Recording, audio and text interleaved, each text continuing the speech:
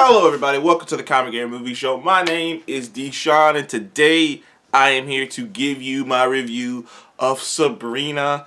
I guess the Chilling Adventures of Sabrina. Chapter 4.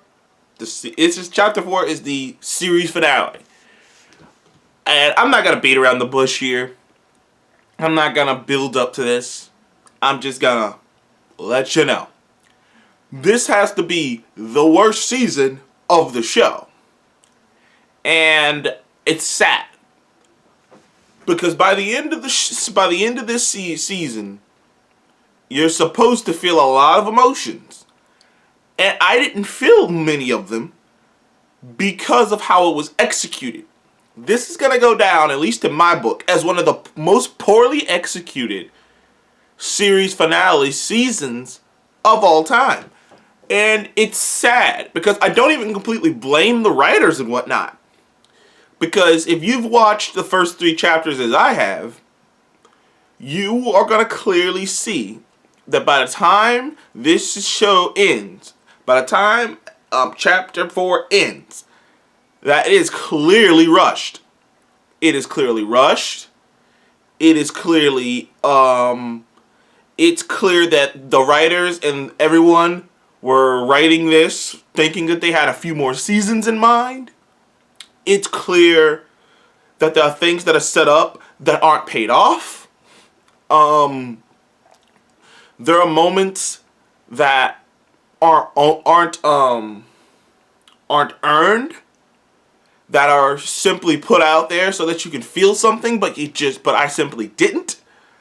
There are things that are just slapped together for the convenience of it. And in the end, it became very underwhelming.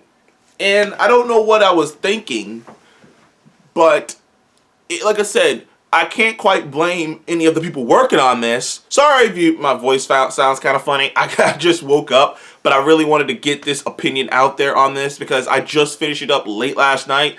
Because I just wanted to finish it just to, hurry up and review it because I've been kind of putting it off because I hadn't been enjoying the season. And when I'm not enjoying something, it's harder for me to finish it. But I just pushed through and finished the last 2 episodes. I'm telling you, dude, like, there's so many things about this last season that I was just like, that doesn't even, like, what is happening? Spoiler alert, so that's my non-spoiler, review of Sabrina, of the final season of Sabrina. I would have to give it like a 6 or 5, maybe a 5. I'd have to give it a 5 out of 10. Like, it's one of the most disappointing season finales. And especially for a show that started off with so much promise. And I was hanging in there. I liked season 2. I enjoyed season 3 for what it was. But in my mind, I was like, this is taking a steep decline from the first season. Well, not a steep decline. I saw the decline happening from the first season. There are things in the first season that were so clever and so well done that started to become a little less clever every single season. And I was like, okay, alright, I see it happening. I saw it happening before my eyes, and I didn't refuse to see it, but I sort of put it off. I sort of went, you know what? It's not that bad because it wasn't such a decline that it was noticeable. It was just a decline that if you compare season 1 to season 2 and 3, you're like, it's not quite there. It's not quite as well thought out, as well written, as cleverly written as, a lot of the characters who were so clever and so unique are now just kind of like, other than like Ambrose and like Zelda and the aunties, like everybody else is sort of kind of just like meh. Like they had these clever arcs and clever character stuff, and like now they're just kind of background noise. But I digress. I was willing to sort of like, okay, you know what? I'm sure like this is gonna be a situation where they go back to the drawing board and they got more seasons. They go, okay, we'll do this, and it's clear that they wanted to do some stuff like that because they set a lot of stuff up in season 3 that doesn't get paid off here. So that's my review, spoiler free. I'm going to get into a bit of a spoiler territory on the back end here, so if you guys don't want to know about any of the details of Sabrina, Chapter 4, the last season of Sabrina, then don't watch this part right here. So I would give it a 5 out of 10. I think it was a very underwhelming, very disappointing, very poorly executed, and by the end of it, I didn't really care. which I shouldn't have because I cared before when I was going into it. How you go in caring but you come out not caring? That's not good. But anyways, to get into the meat of the biggest problem with the show there are multiple things that are set up that don't get paid off. For instance, last season, it is set up that Harvey, while he is with Rosalind, while he left Sabrina to be with Rosalind, and like the whole season last year was about the idea that, oh well, Harvey's moved on, can Sabrina move on from Harvey? And that was the whole fucking idea. And like, not just that, but what was that the season before? Was that season 2? No, I think it was season 3. But not just that he's moved on, not just that, Harvey's moved on and whatnot, but the idea that, not only has it, but the idea that, like, that's why she's pouring everything into getting Nick back, because she doesn't have Harvey anymore, and there's still something there. The season clearly ended with there still being something there. There's an entire plot line at near the tail end of season 3 where the only way Harvey can bring back Rosalind from whatever she's in is with true love. But he doesn't truly love her, so it doesn't work. And in fact, it's hint, hint, nudge, nudge that he's still in love with Sabrina.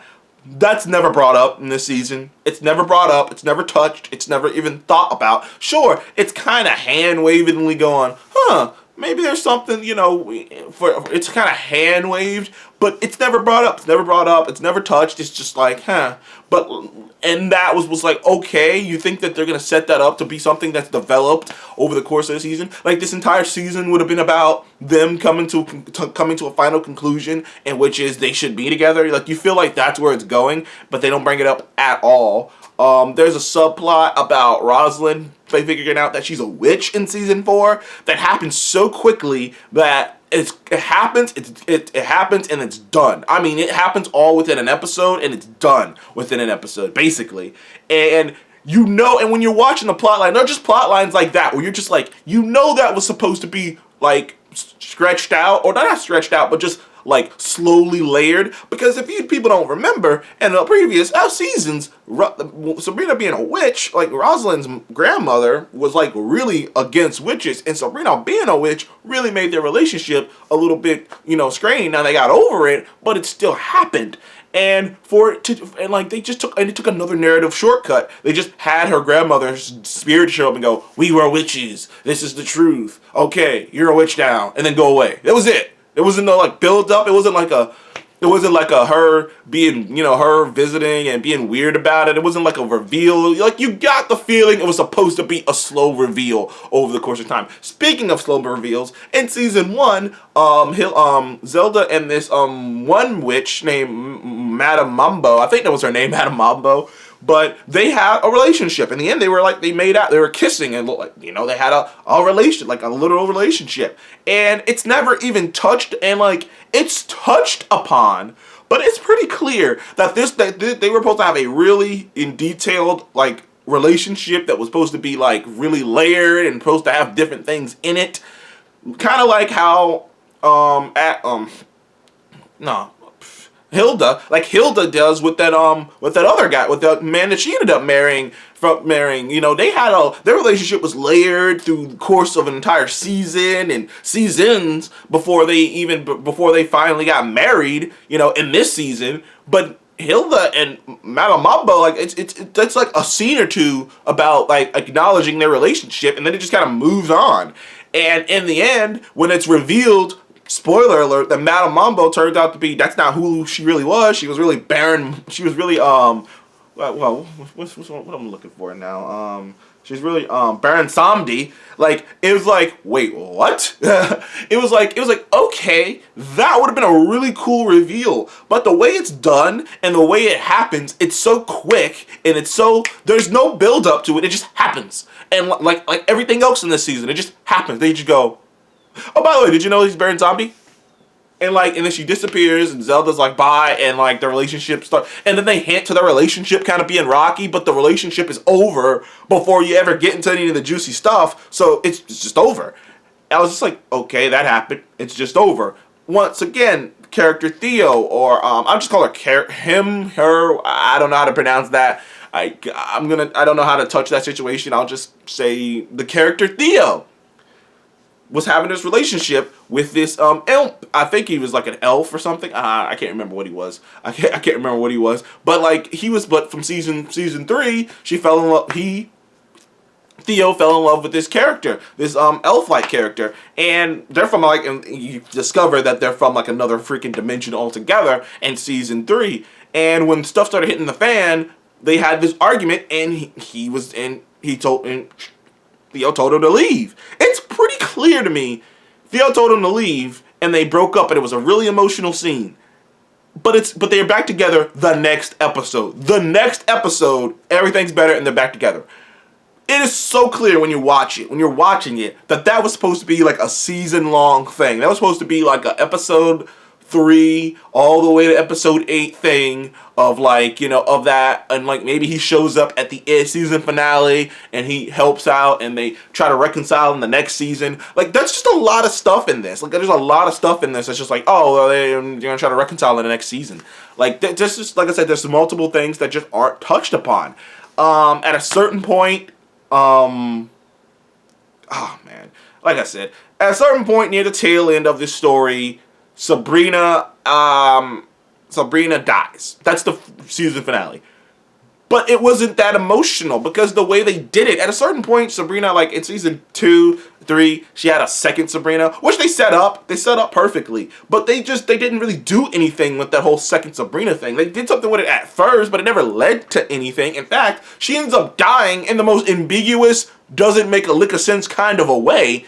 There's no explanation. She jumps through a mirror, she comes back on the other end, she's a little scarred up from jumping through a mirror, and then she just dies. It was just like, what? And then you realize that they just did that. Like, I don't want to get into it. This show doesn't deserve me getting into the nitty-gritty details of some of the freaking ridiculousness. But just know, Sabrina Chapter 4 was a massive disappointment. It was a massive letdown. And, honestly, it's probably kind of Netflix's fault. Because like I said, it felt like, it wasn't Luke Cage bad. Where Luke Cage literally got canceled right as they got finished doing this. As they finished doing this and they got canceled. And it was just like, well, we can't go back and rewrite anything. This show got canceled while they were writing it. And they clearly wanted to do more. They clearly had concepts and ideas to stretch certain things out, to have more things happen. And it got canceled. And there was nothing they could do except do their best to wrap everything they wanted to do up.